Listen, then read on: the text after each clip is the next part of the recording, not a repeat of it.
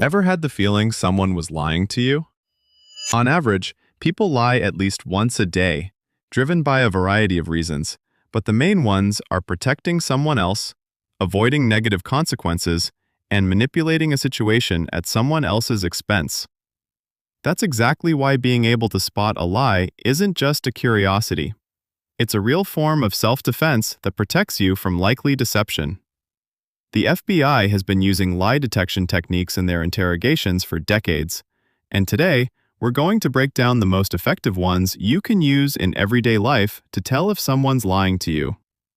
So, let's start with the first one. Ask the right questions. A 2018 study looked into what kinds of questions work best for exposing a lie.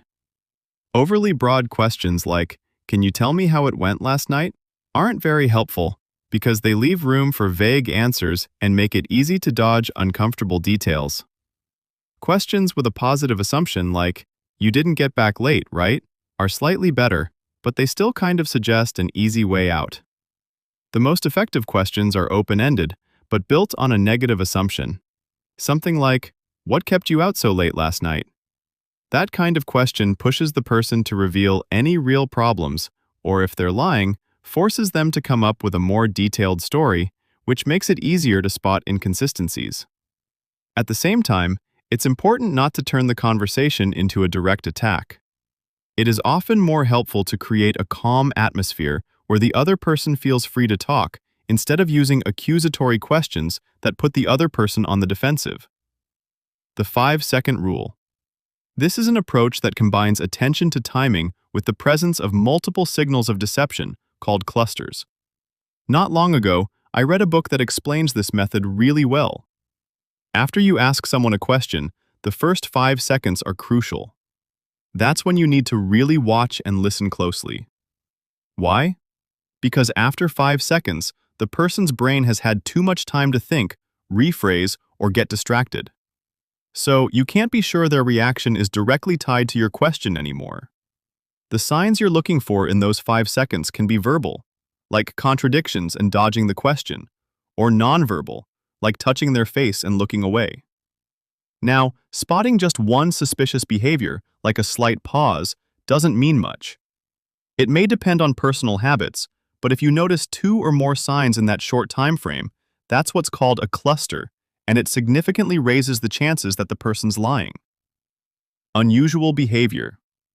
FBI agents use a specific method to spot lies that's all about observing a person's behavior. Before diving into the tough questions, they spend some time asking neutral ones, just to see how the person normally acts. They pay attention to things like tone of voice, posture, speech patterns, and natural gestures. This is what they call the baseline. The better you know someone, the easier it is to spot their baseline because you already have a feel for how they usually behave. Once you shift to more sensitive topics, start watching closely for any changes. If their behavior suddenly differs from their baseline, that could be a red flag. If someone who usually makes eye contact suddenly avoids your gaze, that might be a sign they're not being totally honest. The double question. An effective way to bring out a lie is to ask related questions about the same event at different times, slightly shifting the angle. You might ask someone, "You hit the gym yesterday, right?"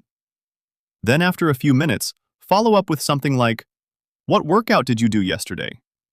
If you notice any inconsistencies between the two answers, that's a clear sign something might not add up. Undecided words. When someone is lying, they often choose their words more carefully.